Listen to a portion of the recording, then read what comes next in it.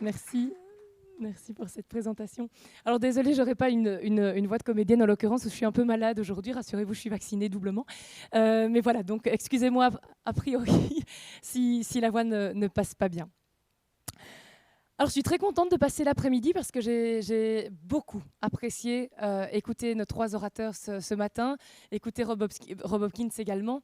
Je les ai trouvés très inspirants et je suis contente de ne pas avoir écrit ma conférence puisque ça me permet dès lors de pouvoir peut-être rebondir et adapter mon propos afin d'une part qu'il n'y ait pas trop de répétition, mais aussi parce que je trouve que ce qui a été dit ce matin nourrit une partie du propos que j'ai envie de tenir aujourd'hui.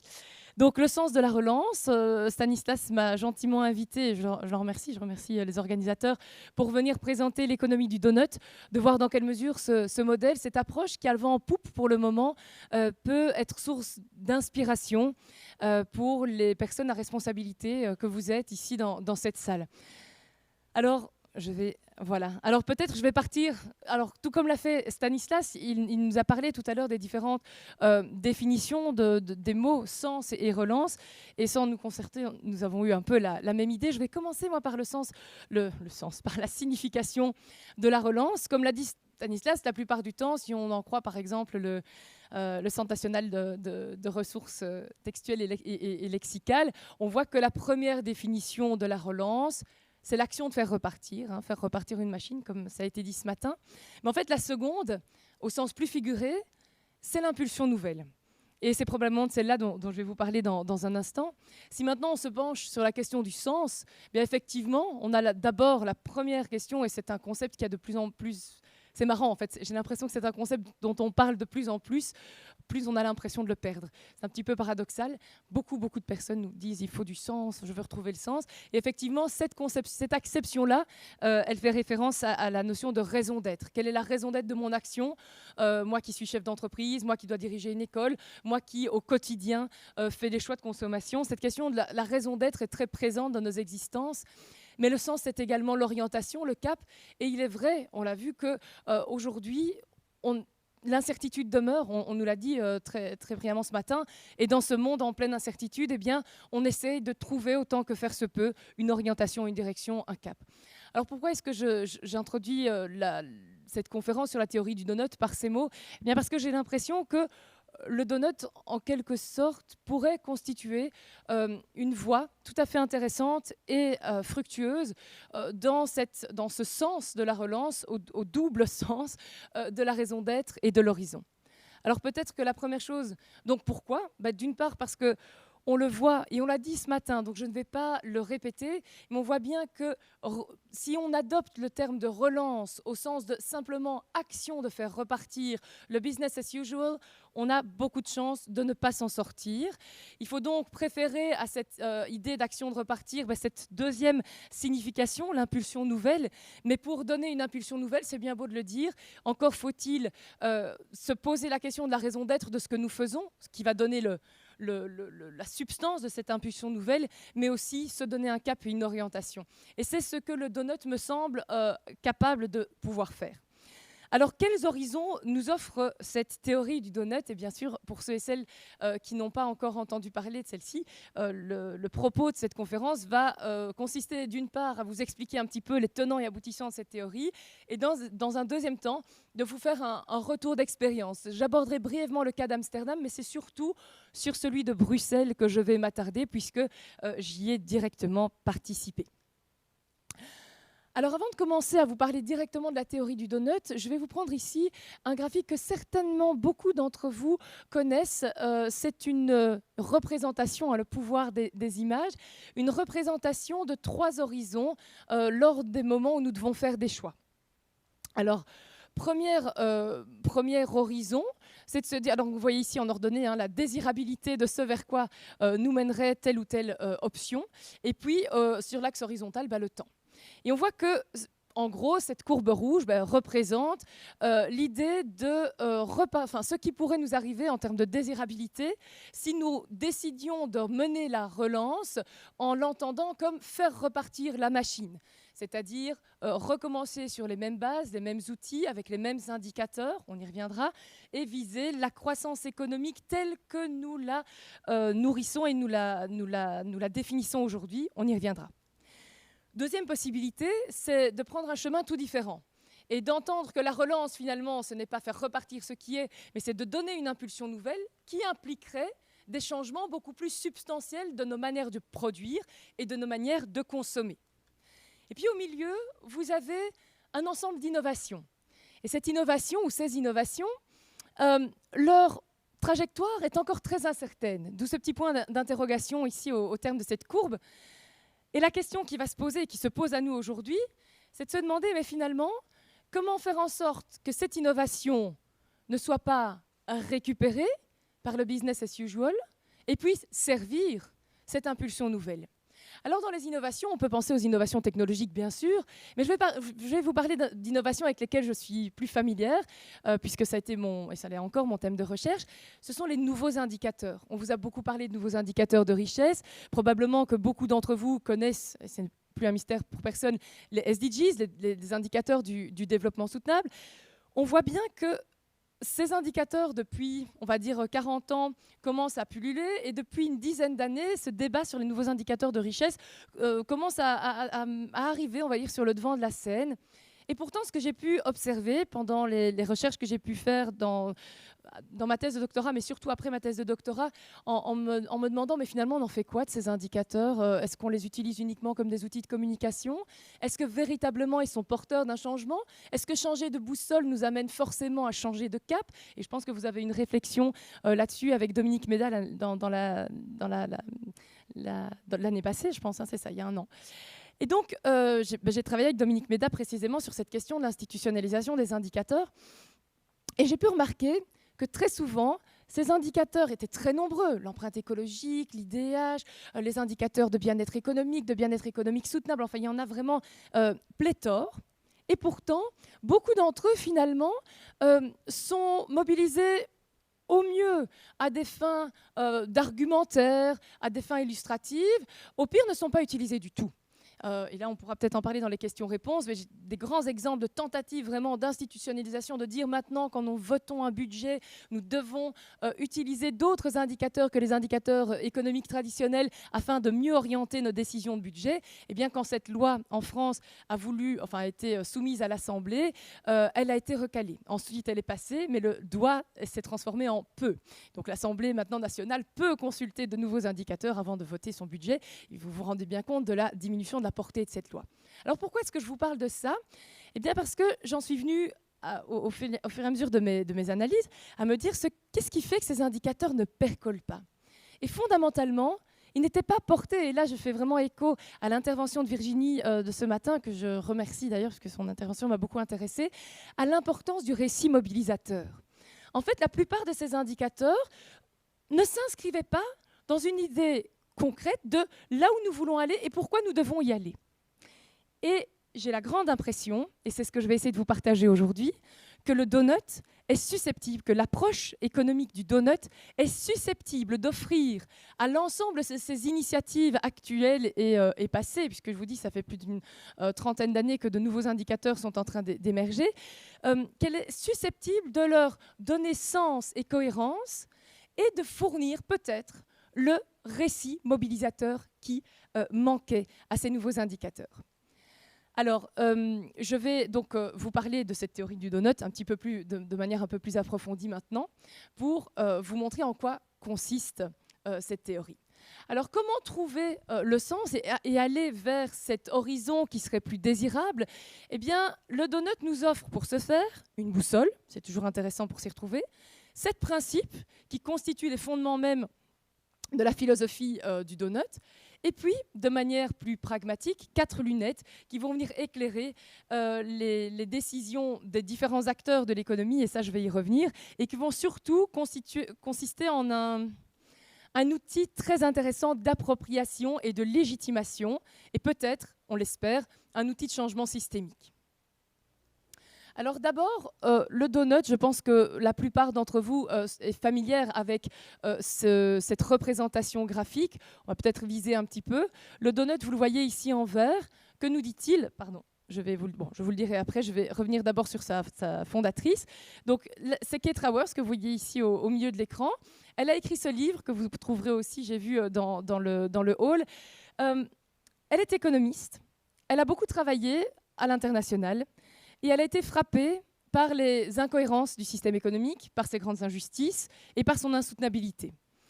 Et d'expérience en expérience, frappée par la désorganisation, mais surtout par les injustices, par la pauvreté, elle s'est dit, mais il y a vraiment quelque chose qui est totalement insoutenable et socialement et écologiquement dans notre système économique, et nous devons absolument nous nourrir de certaines littératures qui existent déjà en économie, en sciences sociales, en sociologie, pour fédérer et offrir une vision beaucoup plus cohérente de là où nous devons aller. Elle tente de nous offrir un horizon.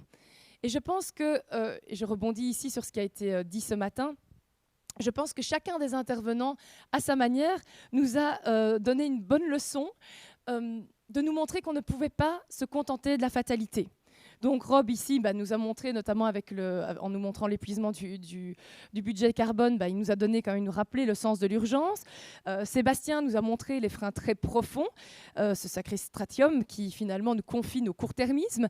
Virginie a souligné l'importance de créer un récit mobilisateur, et Karen nous a montré que la résilience n'était pas un vain mot, elle l'incarne avec une puissance extrêmement... Enfin, je n'ai pas de mots pour le dire.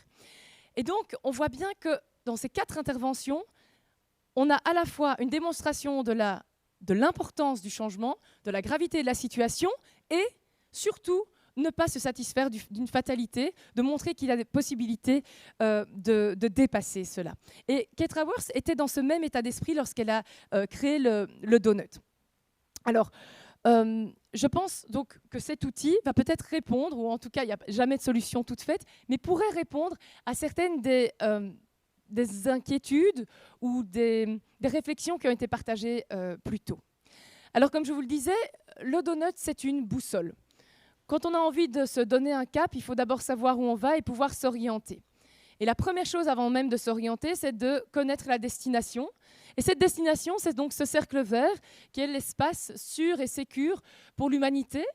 Alors pourquoi ? Eh bien, au départ, le cercle intérieur représente le plancher social, c'est-à-dire un ensemble de dimensions en dessous desquelles toute société qui voudrait être digne de ce nom ne peut pas se placer, donc que ce soit sur l'accès à la nourriture, à l'eau, à l'éducation, en matière d'inégalité de revenus, en matière de qualité de l'éducation et d'accès à l'éducation dans un premier temps, d'énergie. Donc l'ensemble de ces segments que vous voyez ici, de ces dimensions, sont celles qui constitue un plancher social en deçà duquel on ne peut pas se situer.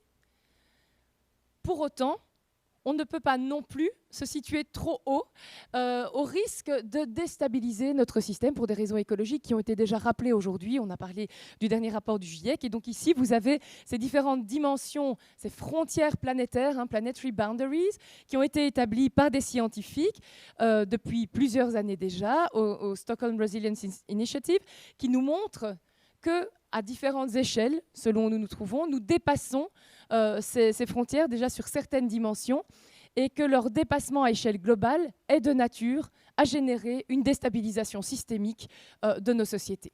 Et donc, évidemment, on ne peut pas les transgresser au risque de voir notre humanité complètement déstabilisée et probablement avec des conséquences extrêmement importantes, dont nous voyons déjà certaines conséquences aujourd'hui. Et donc, finalement, cette destination, c'est ce cercle.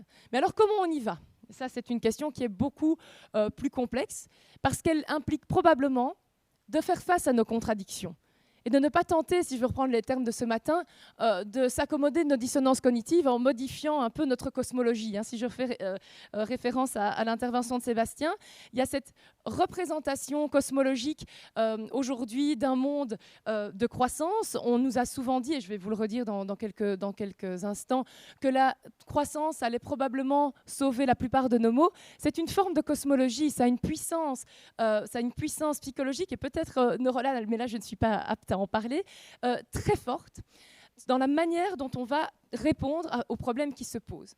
Dès lors qu'on veut entrer dans le donut, vous allez voir que cette image-là est amenée à être reconsidérée de fond en comble. Et donc peut-être que nous allons de nouveau faire face à notre dissonance cognitive, et cette fois-ci, eh bien, nous en départir ne requiera pas nécessairement d'adapter l'image, ou en tout cas la manière dont on se structure le monde dans un sens qui ne viendrait pas trop finalement égratigner notre stratium, c'est-à-dire ne pas nous demander trop d'efforts, ne pas nous provoquer de déplaisir. Non, il est très probable qu'il y aura un peu du conflit, il y aura l'idée de concession, donc ça ne se fera pas sans mal, et je pense qu'il ne faut pas se leurrer. Il y aura évidemment peut-être une dimension très festive, on l'a vu, c'est très possible dans les villes en transition, Rob vient de nous le montrer, mais il ne faut pas non plus se leurrer. Cette transition, elle va demander de faire des changements importants et pas toujours très confortables. Alors, ces principes, donc les principes qui sous-tendent la théorie du donut, c'est justement, le premier d'entre eux, c'est de changer le but. On ne va plus pouvoir croître indéfiniment.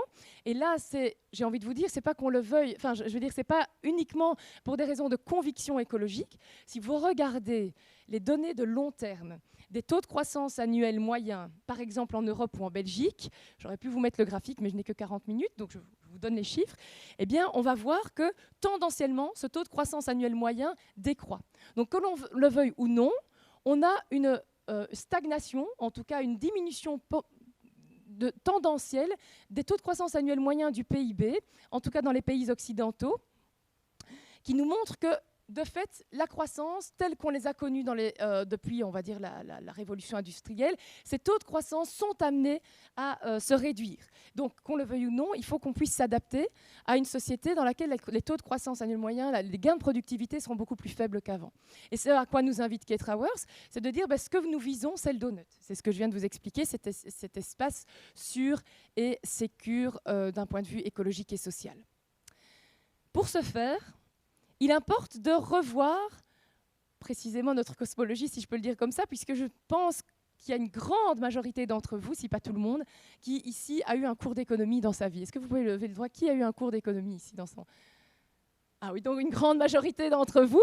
Et je suis certaine que lors de vos premiers cours d'économie politique, ou dans les 2-3 cours, on vous a dit, bien voilà, et moi je l'ai fait moi-même, j'enseigne l'économie depuis 15 ans, j'ai toujours présenté ça à mes étudiants, je vais vous présenter le diagramme des flux circulaires de l'économie qui met en lien les entreprises avec les ménages par l'intermédiaire des marchés, que ce soit les marchés de facteurs ou les marchés de biens et services. Ça, c'est notre représentation, c'est-à-dire la représentation d'un cercle fermé, un système fermé qui perpétuellement peut fonctionner sur lui-même puisqu'on échange des biens et des services et du capital contre des flux monétaires. Je pense que c'est la représentation que nous avons à l'arrière de notre tête. Alors je ne sais pas dans quelle partie du cerveau, là pour le coup je ne peux pas enrichir la connaissance sur cet aspect-là. Et ce à quoi nous invite Kate Raworth, mais comme toute la communauté des économistes écologiques avant elle depuis plus de 40 ans, c'est de dire qu'il faut arrêter de penser notre système économique comme un système fermé. Notre système économique est un système ouvert, et je pense que je l'ai mis ici en grand pour que vous le voyez mieux, un système ouvert, encastré dans la société, elle-même encastrée dans la biosphère et dans les éléments terrestres. Pourquoi ? Un système ouvert dans le sens où, effectivement, quel que soit ce que vous produisiez ou ce que vous consommez, vous avez besoin d'énergie, et vous rejetez, vous provoquez des déperditions d'énergie et vous rejetez également des déchets et vous avez besoin de ressources matérielles. Donc ce système est ouvert sur le monde. Il y a les lois de la thermodynamique qui font qu'on sait très bien qu'on ne peut pas à l'infini réutiliser parce que d'une manière ou d'une autre, il y a des déperditions. Et donc cette représentation toute simple en fait, mais Kate Raworth se fonde et est une excellente communicatrice parce qu'elle... je pense qu'elle a compris l'importance des images, eh bien, elle nous représente comme ça et tout de suite, on se dit « Ah oui, ça ne peut pas fonctionner à l'infini. Nous sommes dépendants d'énergie et de ressources matérielles. Nous générons des déchets matériels et de la déperdition d'énergie. » Par ailleurs, nous sommes une économie un peu plus complexe que simplement des marchés et l'État. Il y a le ménage, mais il y a aussi les communs. Les communs qui sont un ensemble de biens et des services dont les logiques d'appropriation, si je peux parler d'appropriation, c'est peut-être un petit peu anachronique, mais dans les logiques en tout cas d'utilisation, sont tout à fait différentes, sont régies par des règles très différentes, des règles, on va dire, de gestion purement étatique ou de gestion purement privée. Cette économie est inscrite au sein de nos sociétés, et ça, ce n'est pas quelque chose de neuf, ce n'est pas le donut qui nous dit ça, c'est déjà Karl Polanyi dans les années 1940 qui nous disait mais on a oublié que l'économie était encastrée dans un ensemble de réseaux sociaux, de systèmes de valeurs, d'échanges. L'économie s'est désencastrée petit à petit, à tel point qu'elle est devenue une forme de modèle pour la société qui s'est conformée à elle. Et la société, dans nos rapports aux autres, dans nos rapports humains, nous avons commencé à nous comporter nous-mêmes comme si nous étions des acteurs d'un marché. Et donc là, le premier appel de la théorie du donut, c'est déjà, comme de beaucoup d'auteurs avant elle, je répète, c'est vraiment une théorie qui certes est très sexy aujourd'hui, mais qui est fondée sur un ensemble de travaux qui ont pour certains plus d'un siècle, nous appelle à réencastrer l'économie au sein de la société. Et cette société n'existe pas et n'assure pas sa subsistance sans être consciente de ses limites écologiques. Ça paraît simple, mais c'est extrêmement important et c'est le deuxième principe du donut. Le troisième, c'est de cultiver la nature humaine. Alors, je ne vais pas ici vous refaire un cours d'histoire de la pensée, mais les premiers auteurs, on va dire, du capitalisme, donc à partir du XVIIe siècle, ont d'abord parlé de ce que Mill appellera après l'homo economicus, comme d'un artefact qui leur permettait simplement de faciliter un raisonnement logique. Sauf que petit à petit, et Kate Raworth l'explique avec brio dans son livre, j'ai pas de commission, mais je vous dis que c'est très bien écrit quand même, elle l'explique avec brio dans son livre, en fait, l'homo economicus est devenu petit à peu, alors que des personnes comme Malthus ou comme Adam Smith, tout simplement, étaient persuadés et bien conscients que cet homo economicus n'était qu'une partie de l'humain et ne résumait bien sûr pas la nature humaine dans son ensemble, et bien petit à petit, on n'a gardé que cela de la nature humaine. Et il en est devenu une caricature. Et donc, au final, Kate Raworth nous dit, mais finalement, cet homme économique rationnel, d'être un modèle de l'homme, une forme de modélisation de l'humain, est devenu un modèle pour l'homme, pour l'humain, et donc nous nous sommes conformés. Et elle montre très bien dans son livre, d'ailleurs, à quel point ça a pu avoir des impacts, notamment en finance. Et donc, Kate Raworth nous dit, mais rappelons-nous que nous sommes d'abord des êtres sociaux, des êtres adaptables, nous n'avons pas une rationalité maximisatrice telle que celle que l'on nous enseigne et que j'ai enseignée pendant longtemps dans mes cours d'économie. Ce n'est pas le cas. Nous sommes beaucoup plus complexes que ça, mais nous le savons tous dans notre fort intérieur, enfin, on n'est pas bêtes, mais par contre, de nous l'entendre tout le temps dire, eh bien, on n'est même plus conscient en fait de ces croyances. Quatrième principe, mieux connaître les systèmes. Vous savez aussi, je reviens sur vos cours d'économie, que généralement, on va représenter les systèmes, en tout cas les marchés économiques, comme des ciseaux, une courbe d'offre, une courbe de demande. Et la théorie classique, néoclassique en économie, qui domine aujourd'hui nos imaginaires économiques, nous dit que le marché s'adaptera moyennant ajustement des prix. Alors c'est probablement vrai dans une certaine partie des cas, mais ce n'est pas vrai tout le temps.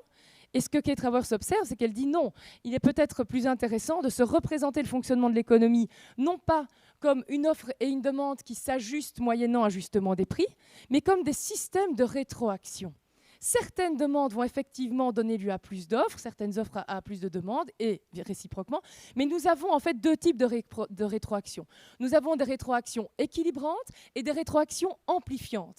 Et comprendre les crises nécessite en tout cas relire les événements à travers l'outil des boucles de rétroaction plutôt que des marchés qui ont montré leur incapacité à s'autoréguler lors des différentes crises que nous avons connues, pas celles que nous connaissons ici parce que ce n'est pas une crise de la même nature, mais en tout cas celle de 2008, celle de 29, pour ne citer que les deux plus connues, eh bien on voit bien qu'en lisant les événements à travers des boucles de rétroaction, des pressions sur un système qui font que finalement les marchés, par exemple, ont explosé du fait de différentes formes de spéculation, par exemple, eh bien, ça nous indique beaucoup plus de choses, ça nous aide à comprendre beaucoup plus de choses que de lire ces événements à travers les outils de la loi de l'offre et de la demande, pour ne citer que. Cinquième principe, redessiner pour redistribuer. Je vous l'ai dit, le donut nous invite à changer de système. Son premier principe était de changer d'objectif. Et ce que l'on voit aujourd'hui, en tout cas ce qu'on a pu entendre longtemps, c'est que souvent on nous dit les inégalités augmentent, certes pendant un temps, c'est ce qu'on appelle la loi de Kuznets, mais vous verrez que la croissance économique va réduire ces inégalités. Ce n'est pas du tout ce qu'on observe factuellement. Il suffit de lire les travaux de Thomas Piketty pour bien voir que les taux de croissance très importants s'accompagnent aussi d'inégalités criantes. Alors, Kate Raworth nous dit, d'emblée, il ne faut pas venir redistribuer en aval du système productif, il faut d'emblée organiser le système productif, notamment autour des communs, ça je vous invite à voir le livre. Il faut réorganiser le système productif de sorte à ce qu'il soit redistributif par dessein. Dans le même esprit, et c'est le 6e principe, on nous dit souvent, et des économistes ont repris cette métaphore de la courbe de Kuznets, qu'ils ont appelée du coup courbe de Kuznets environnementale, nous disent, ne vous inquiétez pas, peut-être qu'un certain temps, la croissance va générer plus de dégâts écologiques, mais grâce à la technologie qui va l'accompagner, de dégâts environnementaux, pardon, grâce à la technologie qui va accompagner la croissance, eh bien, ces pressions environnementales, ces dégâts environnementaux vont être réduits. De nouveau, ce n'est pas du tout ce que l'on observe, et là, de nombreuses statistiques nous le montrent. Et donc, compte tenu et basé sur ces statistiques et ces faits empiriques, Kate Raworth nous invite à dire non, nous devons d'emblée, dans la substance même de la manière dont nous produisons et dont nous consommons, tenter d'être de plus en plus régénératifs. Je pense que c'est Virginie qui a fait référence tout à l'heure à l'économie circulaire, ce n'en est qu'une des déclinaisons. Mais voilà pour le 6e principe. Et puis le 7e principe, c'est finalement de se dire, il n'est pas question d'être pro-croissance ou décroissance. Finalement, la question de la croissance n'a plus vraiment de sens. À partir du moment où ce qui vous intéresse, c'est de repenser la manière dont vous produisez et dont vous consommez à l'intérieur des limites, qui est croissance ou pas croissance, à la limite, on s'en fiche. Ce qui importe, c'est de pouvoir préserver le bien-être social du plus grand nombre, de limiter au maximum les inégalités et de rester en dessous de nos frontières planétaires. Et donc, Kate Raworth se dit agnostique en matière de croissance, en disant, mais de toute façon, ce n'est pas le combat à mener. Maintenant, ce qu'il faut, dans une perspective et dans un esprit assez proche de celui de Rob Hopkins, c'est de dire maintenant, soyons constructifs et allons-y. Alors, justement, comment est-ce qu'on y va ? Et là, je sens que je suis en train complètement de dépasser mon timing. Je ne sais pas du tout combien de temps il me reste. 10 minutes. Oh, d'accord. OK, alors on va y aller en sprintant, donc réveillez-vous bien, c'est parti. Donc, comment est-ce qu'on y va ? En gros, on va déplier le donut. Vous avez vu sur le donut, cercle intérieur, dimension sociale. Cercle extérieur, dimension environnementale. Mais cette dimension environnementale est globale, cette dimension sociale, on la calcule plutôt localement, généralement. Et Kate Raworth nous dit, si on veut que les acteurs de l'économie s'approprient cela, il faut déplier le donut, entre guillemets, lui ajouter une dimension locale, globale. Donc, quand il va s'agir pour des villes et pour d'autres acteurs, et j'aimerais garder du temps pour vous en parler, donc je vais aller vite, quand il s'agit de s'approprier cette dimension, quand on a compris l'esprit de cette approche donut, ici je voulais esquisser, vous pourrez le voir plus en profondeur en la lisant, mais on doit absolument pouvoir se penser, à la fois penser en tout cas les conséquences de nos actes ou penser une ville, tout autant sur la dimension locale sociale que sur la dimension locale écologique, mais également voir ses impacts globaux, tant sociaux qu'écologiques. Et c'est là que le donut constitue un merveilleux outil de réflexivité à de nombreux niveaux et à, je pense, la force de la simplicité. C'est qu'il est extrêmement plastique. Il est malléable et il est adaptable à différentes échelles. Et donc, je vais vous montrer ici d'abord l'expérience d'Amsterdam.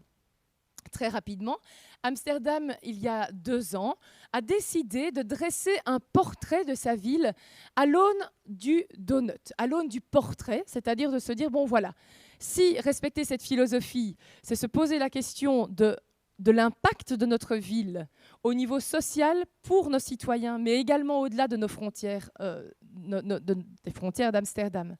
Mais également se poser la question de l'impact de notre ville au niveau écologique dans nos frontières, mais également au-delà et parfois très loin, eh bien, nous allons faire ce travail de portraitisation.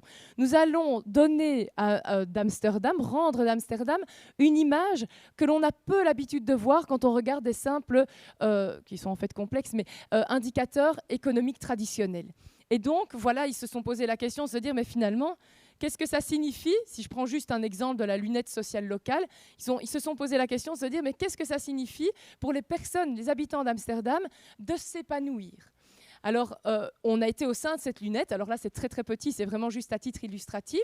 La dimension sociale elle-même est coupée en 4 dimensions. Je vous passe les détails ici, mais je suis évidemment contente de vous donner les références par la suite si ça vous intéresse. Et pour chaque dimension du social, on s'est dit, finalement, par exemple, prenons la dimension de la santé. Pour la santé, où en sommes-nous ? Et puis, donc ça, vous voyez, c'est ce qui est en gris clair à droite de l'écran. Et puis, où voulons-nous aller? Vous voyez à gauche, en gris foncé, City Target. Donc l'idée, c'est à chaque fois, pour chacune des dimensions, évidemment, vous voyez que ce portrait n'a pas du tout d'ambition exhaustive. Hein. On voit qu'il n'y a qu'une ou l'autre dimension, mais c'est sa vertu de communication et de prise de conscience qui est très importante. On nous demande où veut aller la ville, où elle en est et où elle se donne. Donc vous voyez que ce n'est pas un portrait qui est uniquement descriptif, c'est un portrait qui invite au changement et se donne des objectifs plutôt normatifs, c'est-à-dire on trouve que les choses sont désirables.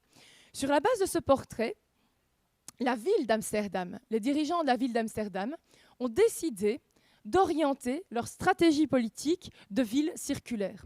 Et donc, c'est le donut qui est à l'origine de la stratégie circulaire de la ville d'Amsterdam sur son projet 2020-2025. Donc, vous voyez que ce n'est pas cantonné à des groupes de citoyens qui font de la sensibilisation. Ça a été institutionnalisé et ça a véritablement orienté les piliers de la politique circulaire d'Amsterdam. Alors nous aussi, on a voulu faire pareil à Bruxelles, et c'est l'expérience que je vais vous relater. Donc nous avons aussi voulu faire un portrait au départ, ce qu'on a appelé le niveau macro. On s'est dit on va faire un portrait donut de la région de Bruxelles à l'instar de ce qui s'est fait à Amsterdam.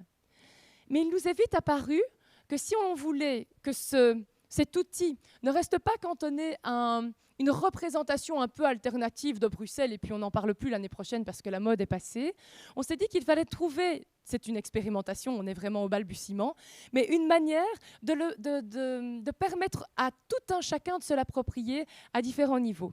Et donc tout notre travail pendant 9 mois a été une réflexion méthodologique sur l'application du donut. Et donc nous avons décidé d'essayer de l'appliquer au niveau méso, au niveau de stratégie politique et de plan d'action. Donc nous avons été consultés, je vais vous en parler un petit peu après si le temps me reste. 5 minutes, d'accord. Donc on a été au niveau de stratégie politique en disant mais si vous décidez de faire telle ou telle stratégie, est-ce qu'on peut vous demander de réfléchir de manière holistique aux impacts sociaux, environnementaux, locaux et globaux de votre action, en utilisant les 4 lunettes.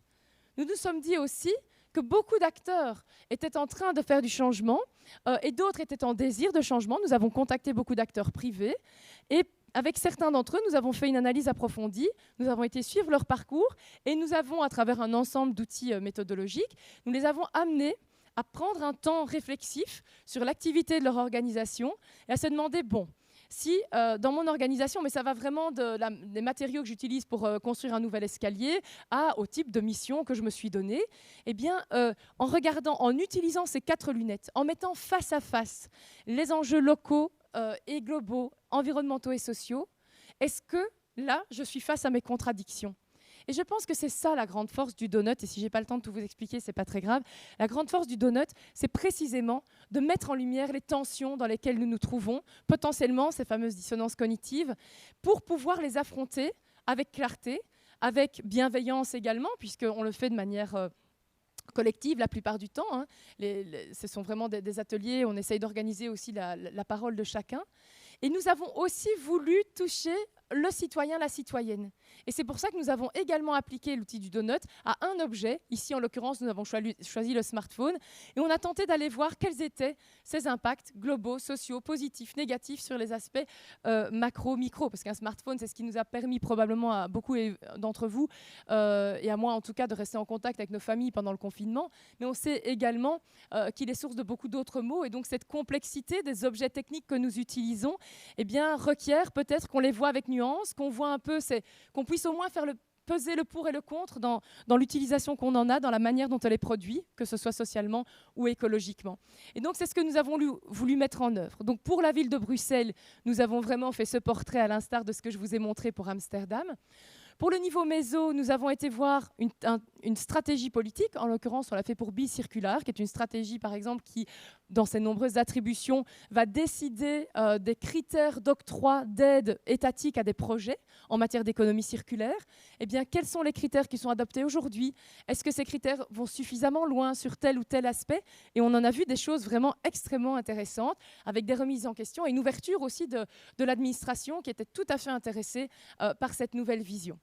Alors, je vous passe du coup les détails, mes excuses, j'étais un peu longue. Mais donc, du coup, au niveau micro, là, on a été, donc, comme je vous le disais, dans les entreprises. On se dit, voilà, comment votre projet contribue-t-il au bien-être? Bon, je pense que vous avez compris le principe. Ça paraît très simple. Je vous assure que la mise en œuvre est plus complexe parce qu'évidemment, il faut gérer la complexité humaine, la divergence des avis et parfois la remise à plat de certaines conceptions qui sont questionnées par cet outil, mais je le pense justement extrêmement intéressant par cette possibilité de subversion et de remise en question qu'il offre, tout en étant extrêmement constructif. Voilà un petit peu un retour d'expérience sur ce que nous avons pu faire à différents niveaux et qui, je pense, m'a permis d'observer à quel point, dès lors qu'on va réfléchir au niveau de notre organisation, au niveau d'une stratégie politique, au niveau des villes, aux indicateurs dont nous aurions besoin pour aboutir, atteindre ce cap, cet horizon que l'on s'est donné. Et là, on voit qu'émergent alors des indicateurs qui, mis côte à côte, commencent à avoir beaucoup de sens. Si on vous met un taux de pauvreté face à un taux de suicide, face à un niveau déscolarisation, les avoir face à face nous permet aussi de créer des liens, permet une analyse plus fine et puis surtout donne aux citoyens, aux acteurs du terrain, une dimension extrêmement abordable des indicateurs. Parce que ça aussi, c'est quand même une grande barrière. On a travaillé bien sûr aussi avec les instituts nationaux, en l'occurrence bruxellois de statistique, mais derrière ça, on a laissé ouverte la porte à une participation à l'élaboration d'indicateurs. Et ça a été vraiment une démarche qui finalement, en tout cas des retours d'expérience que nous en avons, ont créé un récit pour ceux qui en ont fait l'expérience. Et je me dis que si c'était généralisé, si ça devenait un cadre, un référentiel nouveau qui permettait de configurer notre vision de l'économie, et s'il était partagé à grande échelle, permettrait certainement de donner lieu à des décisions qui vont dans le sens de la transition et qui nous ramèneraient sur cette courbe verte et éviteraient que la plupart des innovations qu'on peut observer aujourd'hui soient récupérées sous forme plutôt de business as usual. Donc voilà, finalement, et je conclus là, on peut dire que finalement le donut donne du sens à la relance en étant, comme je vous le disais, un formidable outil de réflexivité, mais il montre également le sens de la relance, non seulement en nous montrant l'objectif, mais aussi en nous accompagnant dans ce cheminement. Et en ce sens, je pense qu'il est extrêmement intéressant. Et puis, je reste à votre disposition si vous avez des questions là-dessus. Merci beaucoup.